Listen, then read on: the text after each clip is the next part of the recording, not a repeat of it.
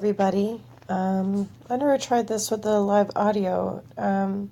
Sometimes it's hard to see yourself, um, especially doing a live video. And I was just wondering how this worked. Maybe it might help. I'm having a really difficult time explaining why I have PTSD because I'm ashamed of why I do. I don't like to talk about it.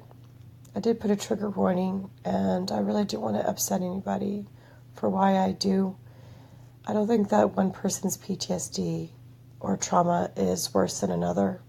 Everybody copes and deals and grieves differently.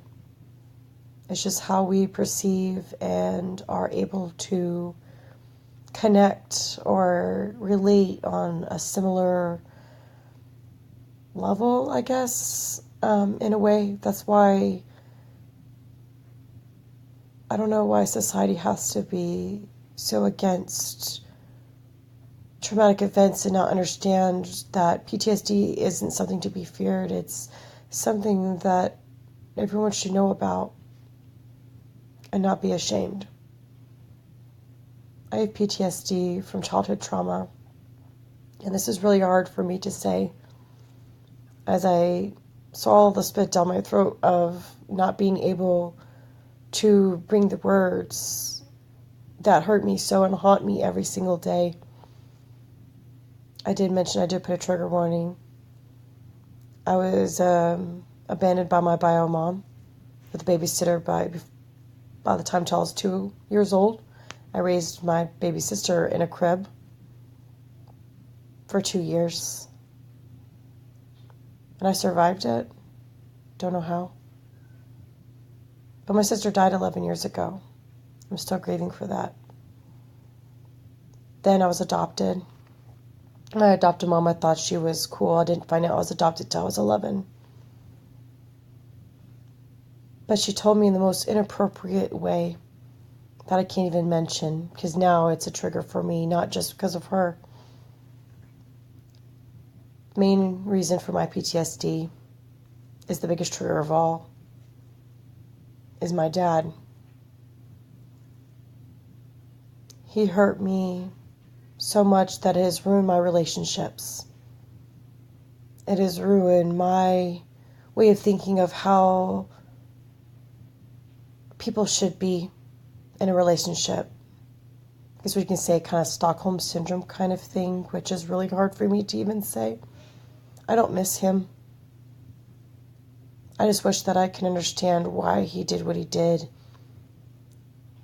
He's lied to everybody and told that I don't exist anymore, that I died a year before my sister died. But that's not true. I'm still here. And it's written down on paper that I don't exist. That really hurt to see that, and that people believed his lies. That's what I'm ashamed about, to say. And he asked for his forgiveness when my sister passed at her service. And to this day, this is the hardest that I felt like I didn't protect her from him. Our adoptive mom, she's a nurse, and she misdiagnosed my sister, who she adopted as well, from marriage. And I was blamed for the divorce. I was blamed for everything. I was treated like I was the spouse, the mom, the caregiver, the sibling. I did everything. Scrubbing baseboards or cleaning the grout, that I did the tile for my kitchen floor. The reason why the whole house is remodeled was because of me. I did ever since I was a baby.